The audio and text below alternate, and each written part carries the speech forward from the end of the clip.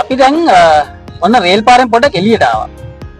දැන් මේ රේල් පාර දෙපැත්තේ තියෙන ලස්සන තැන් වලට මම ඔයගොල්ලෝ එක්කන් ගිහිල්ලා පෙන්නනවා කියලා කියපු නිසා අපි තවත් ලංකාවේ බොහොම වැඩි කවුරුත් නොදන්න නමුත් තාම ලස්සන තැනකට යන්න තමයි මේ පාරට ආවේ.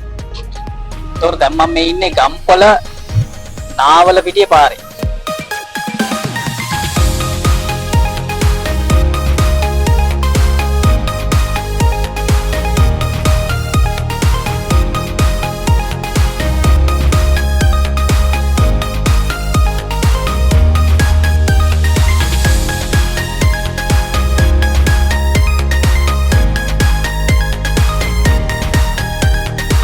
ගම්පල ඉඳලා කිලෝමීටර් 10ක් විතර ඇවිල්ලා ඉන්නේ අපි. ඉතින් අපි දැන් යන්නේ ලංකාවේ සංවර්ධනයට වඩාත් වැදගත්ම මෙහෙවරක් ඉටු කරන ව්‍යාපෘතියක මතක සටහනක්. එහෙම නැත්නම් ඒක ආරම්භයේ සනිටුහන් කරන්නට හදපු පුංචි මතක පුංචි නෙමෙයි ඒක ලොකුයි. මතක සටහනක් බලන්න තමයි අපි දැන් මේ යන්නේ. ඒකට ඒ තමයි මහවැලි මහා සෑය. ඉතින් ඒ යන ගමනේ තව තැන් දෙක තුනක් තියෙනවා මම ඒවත් පෙන්නගෙන අපි බලන්න යම් මහවැලි මහා සෑය.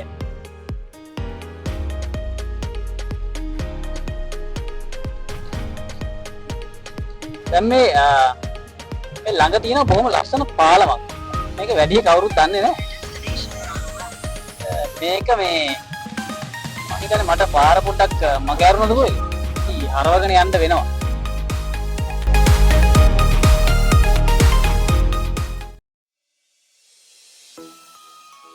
වෙනවනේ ටිකක් අර ලස්සන තැනක්. මෙතන ඉඳලා බලපුවාම ඔය මේ කඳුකරේ හොඳට පේනවා. ඉතින් මේ හරියෙන් තමයි ඔය මධ්‍යම කඳුකරය පටන් ගන්නෙ සහ මධ්‍යම කඳුකරයේ ඔය ඒ කියන්නේ බටහිර බෑවුම් පැත්තේ තමයි දැන් මේ අපි ඉන්නේ. එතකොට තව ටිකක් ඉස්සරහට ගියොත් අපිට නුවරඑළිය හැටෙන් පැත්තට යන්න පුළුවන්. එහෙම නැත්නම් ඔය පැත්තෙන් පල්ලම් බැස්සොත් එහෙම ගම්පල පැත්තට යන්න පුළුවන්. ඉතින් මම දැන් මේ මෙතන නැවතුනේ. මෙතන මේ පුංචි කාරණාවක් කියන්න ඕනේ ඔයාලට. ඒ කියන්නේ මේ අපේ ලංකාවේ මහා මාර්ග ඉතිහාසයේ සිද්ධ වෙච්ච ලොකු වැරද්දක මතක සටහනක් තාමත් මේ හරිය ඉතුරු වෙලා තියෙනවා. ඉතින් ඒක පොඩ්ඩක් විතර පෙන්නලා යන්න තමයි මම මෙතන නැවතුනේ. ඔයගොල්ලෝ අහලත් ඇති කවදාද අහලා තියෙනවද මේ මෝඩයාගේ පාලම කියලා.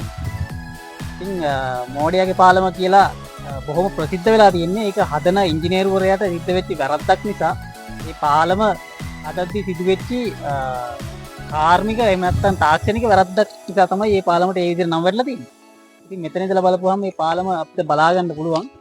අපි දැන් තව ටික වෙලාවකින් එතන ළඟටම ගිහිල්ලා මේ පාලම හොඳට බලාගෙන ඔයාලටත් පෙන්නගෙන අපි යන්න යාපු දිහාවට යමු.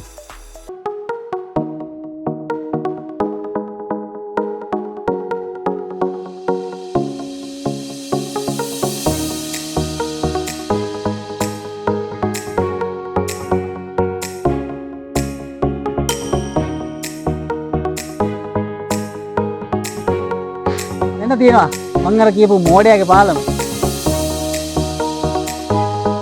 ඇත්තටම ටිකක් බලපුවාම හිතනවා මේක නම් මහා මෝඩ වැඩක් කියලා. ඒ කියන්නේ මේ පාලමේ උඩ පැත්තෙන් කිසිම ආරක්ෂාවක් නැහැ. ඒක මේ වැට ඇවිල්ලා තියෙන යට පැත්තට. මොන හේතුවක් නිසා ඒ විදිහට නිර්මාණය කරාද කියලා මම දන්නේ නැහැ. ඒක ඉංජිනේරු තාක්ෂණේ.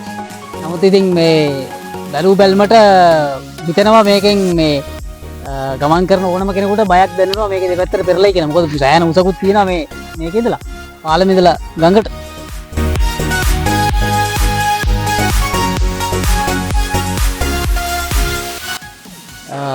මේ ගඟ දැක්කහමත් ඊට වැඩිය බය හිතෙනවා. මොකද මෙතන මේ සෑහෙන යට වගේ මට තේරෙනවා. ඒ කියන්නේ මේ පතුල නිකමටවත් පේන්නේවත් නැහැ. මේ මෙතනින් කෙලින්ම පල්ලම අප්පට පේන්නේ පල්ලෙහාට.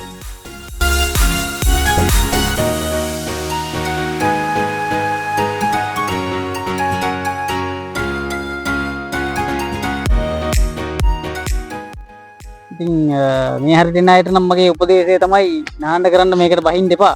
මොකද මේ තඩි වලක් වගේ තමයි මෙතන නම් පේන්නේ.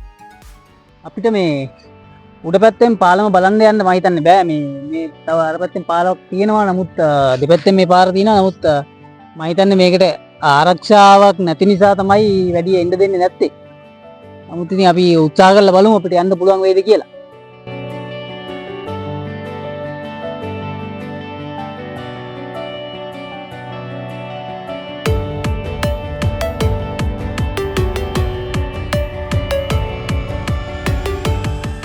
දැන් මේ පාලමේ කතාවේ ඇත්තටම මේක මේ මෝඩයාගේ පාලම කියලා හඳුන්වපුවට මේ ඒක ජනවහරෙන් එන කතාවක් විතරයි කියන එකත් අපි පොඩ්ඩක් ඔයාලට කියන්න ඕනේ. මේක මේ මෝඩයාගේ පාලම කියන්නේ හේතුව අපි කිව්වේ ඇත්තටම මේ පාලම අනිත් පැත්තට හදලා තියෙනවා කියන්නේ. ඉතින් මේ පාලමේ ඉතිහාස කතාව ඔයාලට චුට්ටක් කිව්වහම ඒකෙන් ඔයාලට පුළුවන් අදහසක් ගන්න ඇත්තටම මේක මෝඩයාගේ පාලමද එහෙම නැත්නම් මේ පාලම නිර්මාණය කරද්දී ඒ හේතුවක් මතද මෙන්න මේ විදිහට මේක මේ අන පිට ගහලා නිර්මාණය කරලා තියෙන්නේ කියලා. හරි. දැන් මේ ඉංග්‍රීසි ජාතිකයන් ලංකාව පාලනය කරන කාලේ 1900 වගේ වෙනකොට මේ දුම්රිය මාර්ගය ඔස්සේ තේ සහ කෝපි ප්‍රවාහනය කරන්න ගොඩක් වෙලා යන නිසා මේගොල්ලන්ට මේ මාර්ග පද්ධතිය තවදුරටත් දියුණු කරගන්න අවශ්‍ය වෙනවා.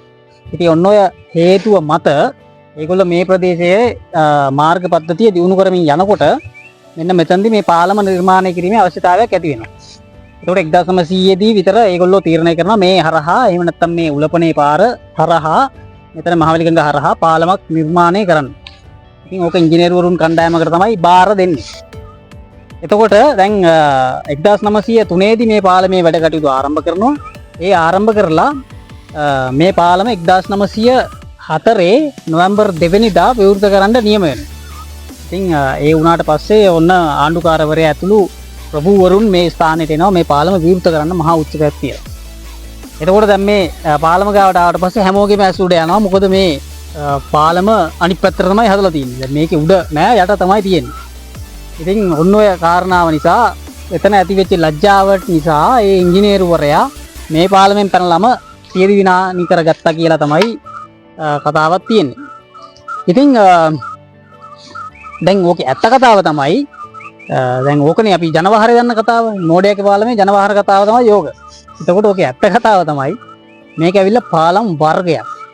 ඒතකොට මේ වගේ පාලම් වලට කියන්නේ inverted bowstring truss කියන වර්ගයේ පාලමක් තමයි මේ මෙතන නිර්මාණය කරලා තියෙන්නේ. මේක ඉතාම දුර්ලභ ගණයේ පාලමක්. ඉතින් බොහොම වටිනාකමක් තියෙන බොහොම මේ ඓතිහාසිකාත්මක සහ ඉංජිනේරු තාක්ෂණයේ අතිනුත් වටිනාකමක් තියෙන පාලමක් තමයි මේක. එතකොට මේ ඉන්වර්ටඩ් බෝස්ට්‍රිං ට්‍රස් කියන පාලම් වර්ගයේදී මේකේ පාලමේ ශක්තිමත්භාවය වැඩි කරගන්න මේ පාලමේ යටත තමයි මේ විදිහට මේ ආරුක්කුව සවි වෙන්නේ. ඉතින් ඕක තමයි ඇත්ත කතාව. ඒක මේ ඉංජිනේරුවන්ට එහෙම සිද්ධ වෙච්ච වැරද්දක් හෝ එහෙම මේ මෝඩයෙක් හදපු පාලමක් නෙවෙයි. ඉතින් මෝඩයෙක් හදපු පාලමක් නම් මෙච්චර කාලයක් මේ විදිහට මේ අවුව වැස්සට මේක මේ තෙමෙනවා පායන කාලයට රත් වෙනවා එහෙම තිබිලත් මේ පාලම අතරක් තියෙනවානේ. ඉතින් එහෙම මම හිතන්නේ නෑ මේක මේ මෝඩයෙක් හදපු පාලමක් කියලා. ඉතින් ඇත්ත කතාව ඒක වුණාට ජනවහරෙන් එන්නේ මේක මේ මෝඩකමට හදපු පාලමක්. ඉතින් එයා හදනකොට කරපු මෝඩ වැඩේ නිසා තමයි මේ පාලමේ මේ උඩ යට මාරු වෙලා තියෙන්නේ කියලා. ඉතින් ඔන්න මෝඩයාගේ පාලමේ ඇත්ත කතාවත් අපි ඔයාලට කිව්වා. දැන් මෙතන ඉඳලා බලපුවාම තව පාලම් 4ක් තියෙනවා මෙතන පොළෙමට. ඒ කියන්නේ උඩින් තියෙනවා කෝච්චි පාර. අපිට කෝච්චි පාලම උඩට ගියපුවාම මේ පාලම පේනවා. ඒ කියන්නේ කෝච්චි පාලම යනකොට. එතකොට දැන් කෝච්චි පාර යන්නේ මේ පේන කන්දේ එහා පැත්ත බෑවෙමින් තමයි කෝච්චි පාර ගිහිල්ලා ආපහු මෙතන ඉස්සරහින් මේ මහවැලිගඟ ක්‍රොස් කරලා උලපනේ පැත්තට යන්නේ. එතකොට ඊළඟට මේ පාලම තියෙනවා. දැන් අපි මේක මේ මෝඩයාගේ පාලම කියලා කියන පාලම තියෙනවා. ඊළඟට මෙතන මේ පරණ ස්ට්‍රක්චර් එක තාම ඉතුරුලා තියෙනවා. ඒ කණු විතරයි දැනට ඉතුරුලා තියෙන්නේ. මේතන තිබිලා තියෙනවා මහා විශාල යකඩෙන් නිර්මාණය කරපු පාලමක්. ඉතින් ගම්මු කියන විදිහට නම් මේ හරිය මේ යකඩ පාලම උඩින් වාහනයක් යනකොට මේ ගමව දෙදරන තරම් සද්දයක් ආවලු ඒ කාලේ. ඉතින් ඒ පාලමේ තුන්බුන්වත් අද ඉතුරුලා නැහැ. මේ මහා විශාල කොන්ක්‍රීට් කණු දෙක විතරයි ඉතුරුලා තියෙන්නේ. ඊළඟට මේ 2015 අවුරුද්දේ විවෘත කරපු අලුත් පාලමක් තියෙනවා කොන්ක්‍රීට් ස්ට්‍රක්චර් එක හදපු පාලමක්. ඒකත් අපිට උතනින් යනකොට බලාගෙන යන්න පුළුවන්. ඉතින් ඔය විදිහට පාලම් සමූහයක් මේ ස්ථානය නිර්මාණය වෙලා තියෙනවා. ඒ තරම් වැදගත් ස්ථානයක තමයි අපි දැන් මේ ඉන්නේ. කියන්නේ මේ යා කරන ස්ථානයක් මේ පාරවල් දෙක. ඉතින් ඔන්න ඔක තමයි මෝඩයාගේ පාලමේ ඉතිහාසය. එහෙනම් ඉතින් ඔන්න අපි ඔයාලට පෙන්නුවා මෝඩයාගේ පාලම.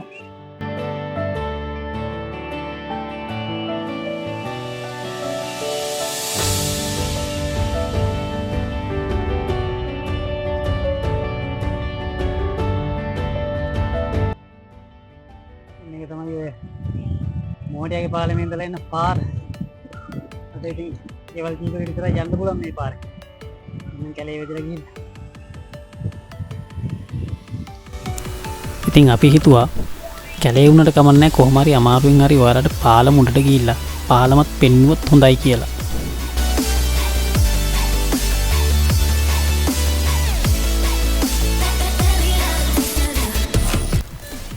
අද මේ විදියට කැලේ වෙදලා තිබුණට මේ තමයි ඒ දවස්වල වාහන ගියපු ප්‍රධාන පාර. ඉතින් බලන්නකෝ මේ පාර දැන් කැලේ වෙදලා තියෙන විදිය. ඔය ඈතින් පේන්න තියෙන්නේ මෝඩයාගේ පාලම.